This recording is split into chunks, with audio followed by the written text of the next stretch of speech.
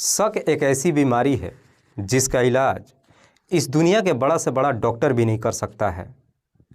और कोई भी व्यक्ति अगर एक बार इस शक के घेरे में आ जाए तो फिर इतनी आसानी से बाहर भी नहीं निकल पाता है। आज की कहानी में भी सेम कुछ ऐसी होता है, जिसकी वजह से तीन तीन लोग हमेशा के लिए इस दुनिया को छोड़ के चले जाते हैं। नमस्कार, आदाब, मैं हसमुद्दीन और आप देख रहे हैं सफ़र क्राइम तक। आज की जो सच्ची घटना मैं आपको सुनाने वाला हूँ, ये घटना है पंजाब प्रदेश की। पंजाब का एक शहर पड़ता है जालंधर, और इसी जालंधर का एक थाना पड़ता है लंबड़ा। लंबड़ा थाने के अंतर्गत एक इलाका आता है टावर इनक्लेव, और इसी टावर इनक्लेव का रहने वाला जगबीर सिंह। जगबीर सिंह की पत्नी का नाम है अमृतपाल कौर। जगबीर सिंह के टोटल 2 बेटे हैं, जिसमें बड़ा बेटा गगनदीप और छोटा बेटा हरप्रीत सिंह। हरप्रीत जिसकी उम्र है लगभग 30 साल, जो ऑलरेडी शादीशुदा है। हरप्रीत की पत्नी का नाम है मोनिका। हालांकि गगनदीप जो बड़ा भाई है, इसके बावजूद भी गगनदीप की शादी नहीं हो पाई है, क्योंकि गगनदीप का मानसिक संतुलन ठीक नहीं है। कई जगहों से रिश्ते तो आते हैं, लेकिन गगनदीप का मानसिक संतुलन ठीक ना होने की वजह से उसकी शादी नहीं हो पाती है। जगबीर की घर की माली हालत भी काफ़ी ख़राब है। जगबीर जो कि एक सिक्योरिटी गार्ड की नौकरी करता है, थोड़े बहुत पैसे कमाता है और बड़ी मुश्किल से अपने परिवार के साथ गुजारा करता है। हरप्रीत जो ऑलरेडी शादीशुदा ही नहीं है, बल्कि उसके 2 बच्चे भी हैं, लेकिन इसके बावजूद भी हरप्रीत के पास कोई अस्थायी नौकरी नहीं है। बात कर रहा हूँ मैं 18 अक्टूबर 2023 की रात्रि के वक्त। हरप्रीत जब खाना खाकर अपने कमरे में सोने के लिए जाता है तो उसकी पत्नी मोनिका से झगड़े तकरार शुरू हो जाता है। मोनिका अपने पति से कहती है कि मैं कल सुबह ही अपने दोनों बच्चों को लेकर मायके चली जाऊंगी। अब मैं इस घर में एक पल नहीं रह सकती हूँ।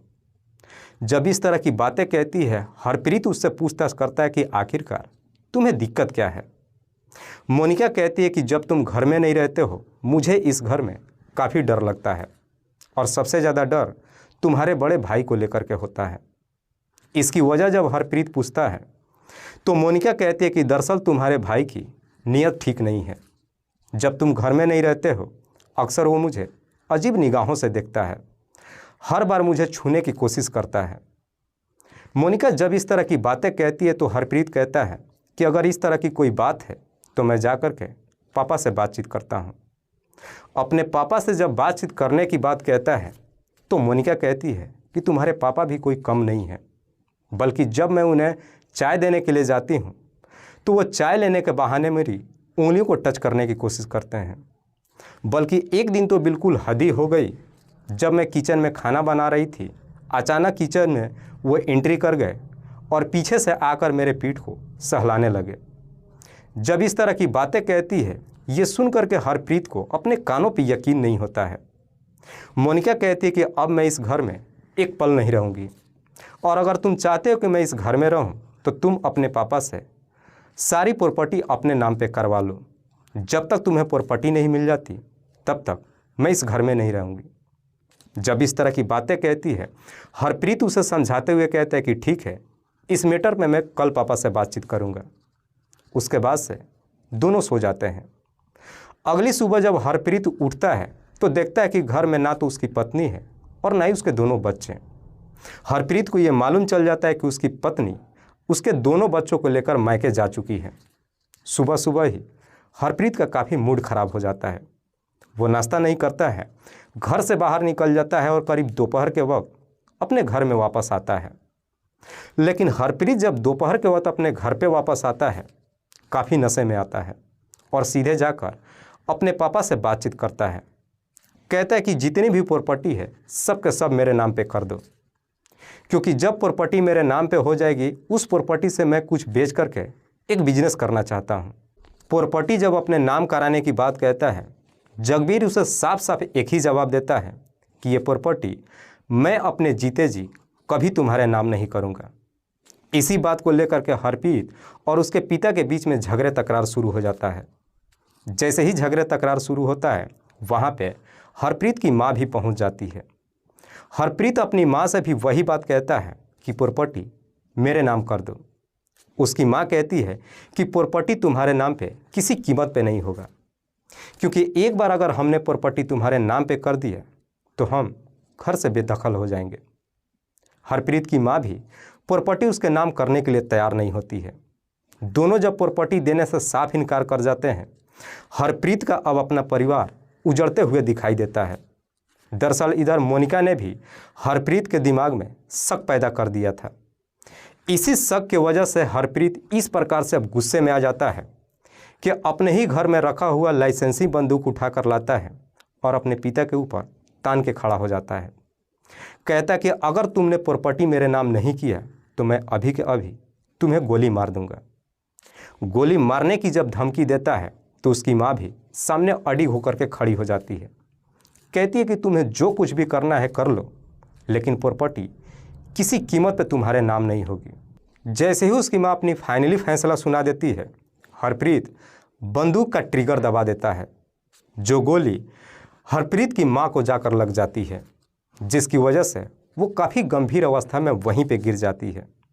इधर जगबीर इससे पहले कुछ समझ पाता, हरप्रीत दूसरी गोली अपने पिता के ऊपर चला देता है, जिसकी वजह से जगबीर भी काफ़ी गंभीर अवस्था में वहीं पे गिर जाता है।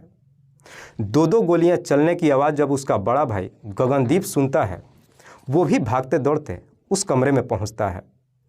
जब कमरे में पहुंचता है, अपनी माँ और पिता को इस हालत में देखता है, हरप्रीत से लड़ बैठता है।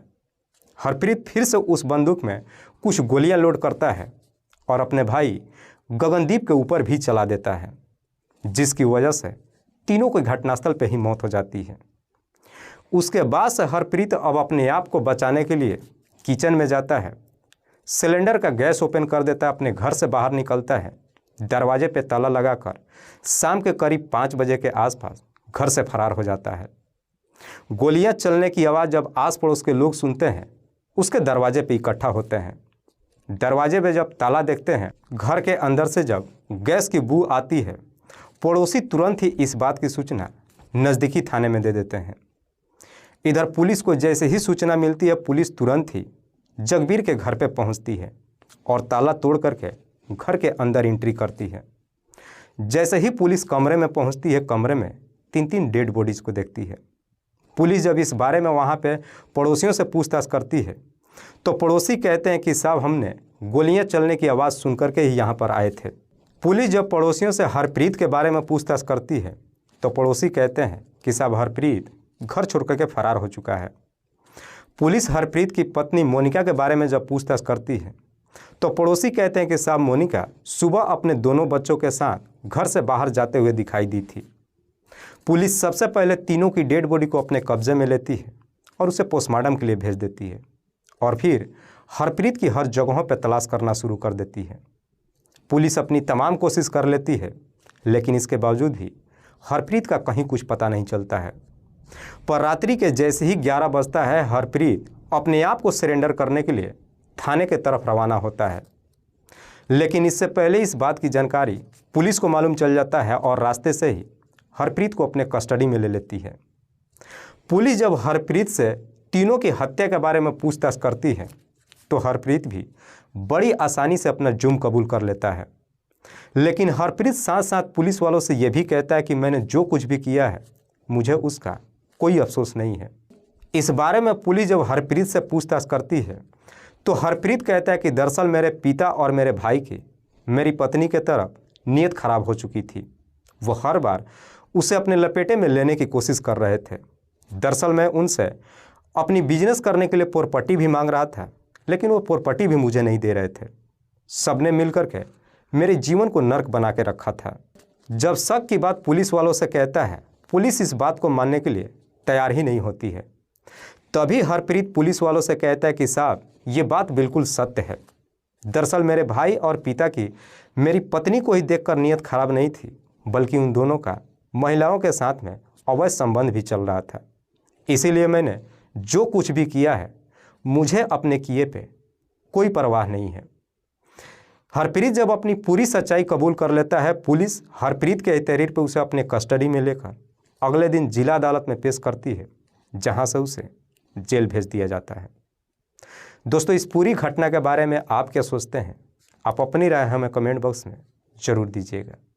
तब तक के लिए जय हिंद, जय भारत।